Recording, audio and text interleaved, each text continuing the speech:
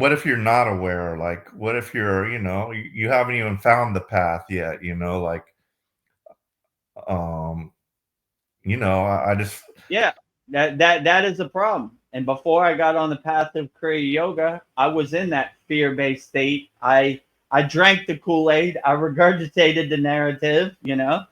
I thought America was the best country to ever live, and our leaders would never lie to us.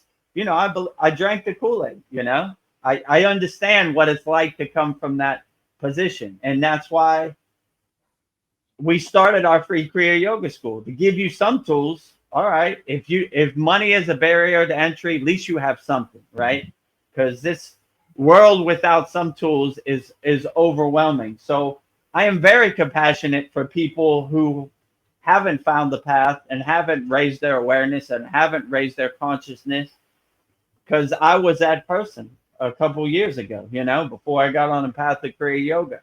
So I understand what it's like to be lost in the sauce, a boat lost out at sea with no lighthouse, like all these things. So I am very compassionate for it. So I would say anybody that doesn't have any tools is feeling kind of spiritually homeless or spiritually bankrupt, doesn't know what to start, doesn't know how to get started, subscribe to our YouTube channel. We have Babaji quotes. We have daily sad songs. Come on this live stream. Don't be shy. Ask your questions. I'll try to answer it wholeheartedly. I don't know everything, so I'll try my best. And if I don't know, I'll just tell you, like, I don't know, then maybe that's above my pay grade, like, I don't know. So, yeah, join our free Kriya Yoga school. We have a mini course in there that will give you some tools, and just try to be the best person you can be, the most loving person you could be, help as many people as you can. Um, yeah, just be a nuclear reactor of love, unconditional love. And I don't really see how you could go wrong. Don't let other people's narrative become your narrative. Find your connection to God yourself, right? Don't let other people's God become your God. I said before, I liked what you said. How did you say it? Like, I don't know. It's like borrowed beliefs. Like, don't let other people's Mhm. God become your God. Like, um, yeah. So, you said a God of your choosing, right? So have a God of your own choosing, right? Like, if you resonate with Jesus, it's perfectly fine. If you resonate with Buddha, perfectly fine. But don't regurgitate other people's God because you were conditioned to regurgitate other people's God. Just find a God that you really resonate with, and that is the best God. Are you feeling spiritually lost? Like you've tried everything, YouTube videos, online courses, even meditation apps, but still something is missing? Wondering, is this all there is? The world is loud and chaotic, and your soul is overwhelmed, craving inner peace, but you can't find your way back to yourself. This is exactly why I created the Kriya Yoga Masterclass and my proven soul coaching system to help people just like you. Isn't a video you watch and forget. It's a daily spiritual lifeline that brings you back to your soul. So if you're done feeling lost and you're ready to start transforming, then come join us. This is more than a course. This is your lifeline. Go to kriyayogamasterclass.com. I don't want to tell people what God they should believe in. Even in our Kriya Yoga school, I want to delete all that religious dogma out, and just say, these are the techniques. Practice them wholeheartedly and test them. Observe the techniques and experience the techniques, feel the techniques, and know the techniques. So you don't have to take my word just because I said it. Feel it for yourself, and you will know what works best for you.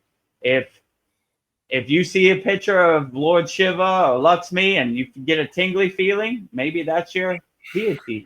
Lean into it and pray to that deity. So I would definitely say just kind of surrender yourself to the path, love as many people as you can, become a detached witness and look at the world as you would look at a movie in the movie theater. You're sitting in the audience, you're creating some space, some distance between you and the narrative.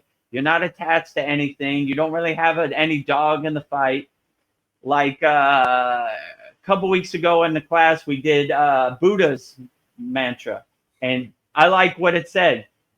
The lotus flower, Padma, is floating on the dirty water, but it's unaffected by the dirty water.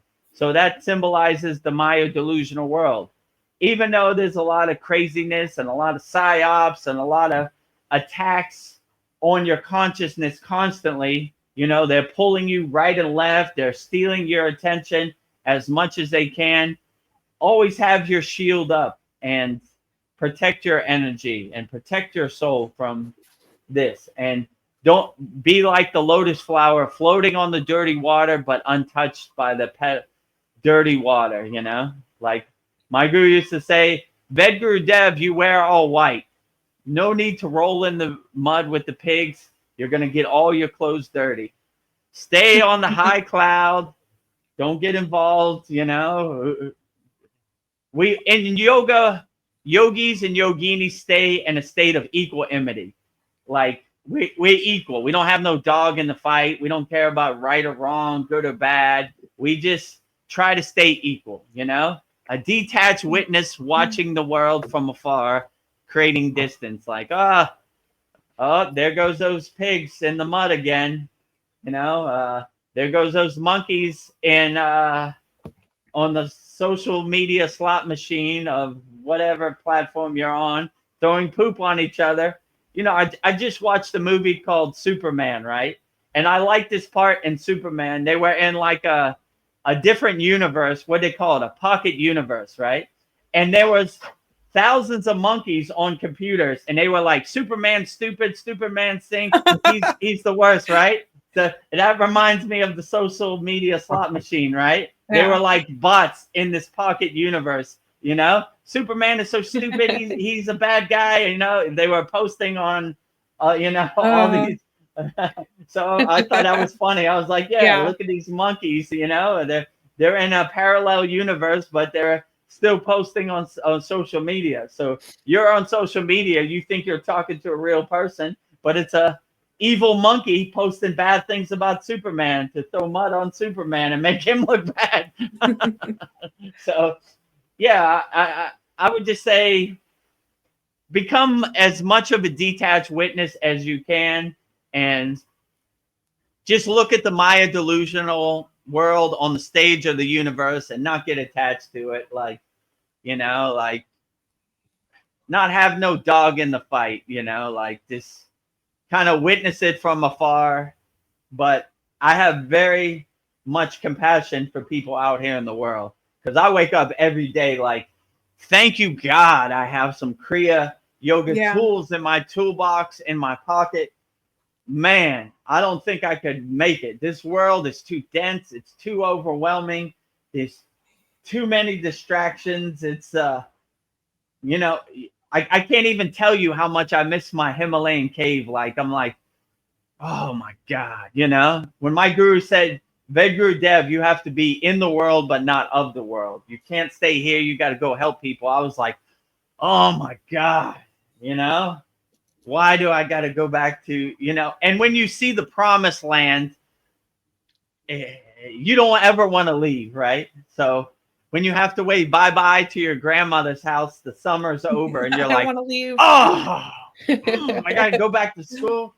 God, this Maya delusional world, I thought I escaped it. Now I'm back in, They, I try to leave and they pull me back in, You feel like something inside you is quietly breaking down, like you've tried all the right things, meditation apps, self-help books, endless YouTube rabbit holes, but nothing matters. The emptiness just stays. The world keeps spinning faster. You are drained by the noise and pressure of it all. You are not broken. You are just disconnected from your soul. And that's exactly why I created the Kriya Yoga Masterclass and my proven soul coaching system. isn't another feel-good video that fades by tomorrow. This is a living spiritual practice, a step-by-step system to heal yourself within. So if you're exhausted from searching, I invite you to take the first step. Go to kriyayogamasterclass.com. I said something in the last sad song, the last soul talk that you'll like, and it surprised Veronica. I said, I don't break my balls or my word for anybody, like Scarface says, right? Yeah, these are some precious jewels. Right? No matter what happens, my word is my bond, and I don't break my balls or my word. So, quoting the great yogic scholar Scarface, a Miami classic, right? I don't break my word or my balls for anybody. So, same thing. I don't break my yoga sadhana or my word for anybody. That's probably a more gentle way to put it. So, no matter what this Maya delusional serves you up on a plate, just don't get attached to it. Like, nah, no thanks. But yeah, like I said, I thank God every day I'm a Kriya yogi. So I have some tools to help me overcome. Like, all right, I'm going through this today. A dog tore up my backyard. What do I got in my toolbox? Where's that Patanjali's 9 emotional release techniques? I need it. I have a laminated version of Patanjali's 9 emotional release techniques right next to my bed, because some days I wake up and say, whoo, it's going to be a long one today. Yes. I got to break out that Patanjali. Where's my mala beads? Well, I got to look like Mr. T today, because I'm going to need every single mala bead I have around to help me get through to today, because this is going to be a dense one, It's going to be a tall mountain to climb, very steep, but and ain't nothing to it but to do it. Put one foot in front of the other, and you should be able to overcome. It's a very strange thought, just knowing what we know. Like, I don't think we can deny that there are, benevolent beings helping us, because you've had direct experience. Yep. And so therefore it stands to reason that there are beings from Team Dark doing the same thing, trying to get you. Paul's had one too many today. Now's a good time for us to just slip right in and get him to make an outburst or do something he wouldn't be proud of, But it's pretty strange to think of this. A whole definitely. realm that I can't see, yet it's there, and it's affecting me on some kind of level. Yeah, I like when Krishna said in the Bhagavad Gita, your ego's always hiding behind that tree over there, right? It's always around. It's looking for a door to come through. And in my case, it knows I'm waiting for it at the front door. So it tries to come through my child or my partner, it comes through the back door. So this ego is sneaky, right? It tries to creep up on you and, hello, sir, can I come in? No. I like when my guru always used to say, if God comes to your door, don't leave God out in the cold and rain. If your ego comes to the door, leave him out in the cold and rain. So it's always around. You can't get rid of it. It's always hiding behind that tree over there. It's looking for an opportunity, or something. When it knows it can't come through the front door, then it comes through the back door. So majority of the people in this on earth are not aware, and their ego has free reign to come through the front door. But just by being aware, like we're aware, we're pretty much halfway home, 80% of the way home. We see the 3D pieces on the chessboard. There you go. I see you, ego, No, I'm not here. Oh, no, I see you behind that tree. I know you're trying to come in. No, sir, no one's here. No, nothing to see over here. No, I see you.